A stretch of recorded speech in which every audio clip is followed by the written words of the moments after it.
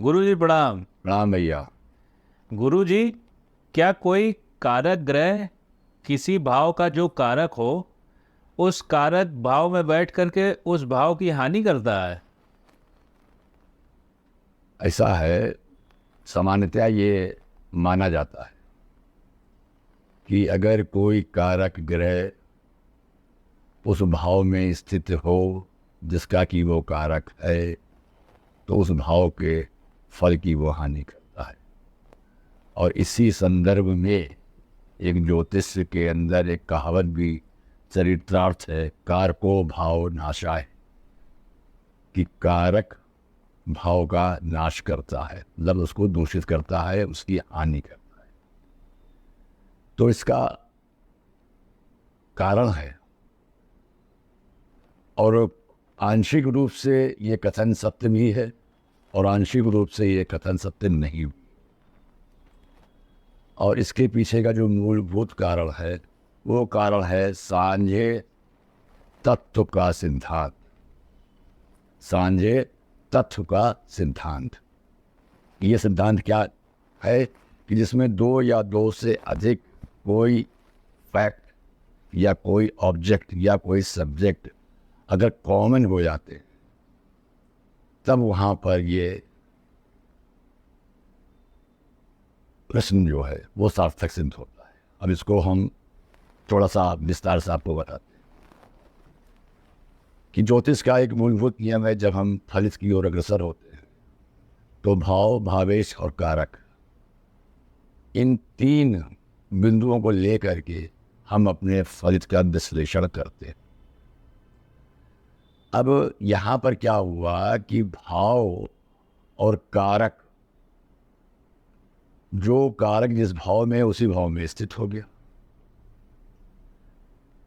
अब अगर इस दशा में अगर कोई अशुभ ग्रह की दृष्टि या वो भाव पाप मध्यत्व में आ गया, तो जो हमारे पास बेसिक तीन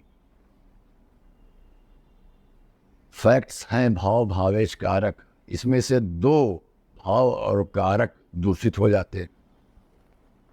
तो जब तीन में से अगर दो दूषित हो गए तो फल का तो हानि हो ही जाएगी। दूसरी तथ्य ये बात है कि यहाँ पर शुभ ग्रहों की संख्या हमारे पास कम है और अशुभ ग्रहों की संख्या हमारे पास ज़्यादा है।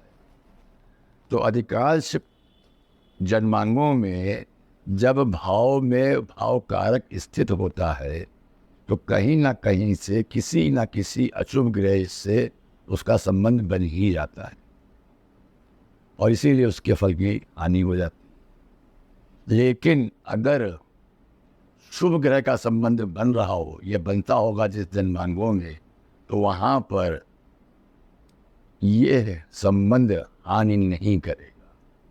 इसलिए यह आंशिक रूप से तो सत्य समझ में आता है, लेकिन पूर्णतया इस कथन सत्यता समझ में नहीं आती है, क्योंकि जब अगर किसी शुभ ग्रह की दृष्टि या शुभ ग्रह का शुभ मदत्व में अगर वो भाव आ जाए, तब ऐसा फल, हानि वाला फल प्राप्त नहीं होता है।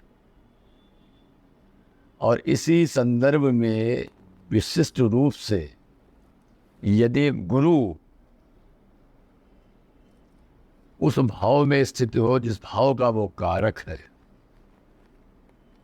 तब हानि की संभावना अधिकतम हो जाती है, क्योंकि गुरु ही एक ऐसा ग्रह है जो अपनी दृष्टि से या अपने शुभ मदत्व से उस भाव के फल की हानि को वो न्यून या रोक सकता है। लेकिन जब स्वयं गुरु जिस भाव का कारक है अगर उसी भाव में स्थित हो गया, तो इसके फल को रोकने वाला, इसके फल को, इस फल की हानि को रोकने वाला फिर तो कोई ग्रह अवशेष नहीं रह जाता है, क्योंकि फिर तो अन्यथा स्थिति में कोई ना कोई अशुभ ग्रह की दृष्टि उस भाव पर पड़ने से कारको भाव नाशाय का जो कहावत है वो चरित्रार्थ हो ही जाती है। तो इस संदर्भ में कारक कारक भाव में अगर वो स्थित है तो वो फल की हानि करता है। अन्यथा स्थिति में अगर वो शुभ ग्रहों से दृष्टित है तब वहाँ पर वो शुभ फल भी जातक को प्रदान अवश्य करेगा। धन्यवाद।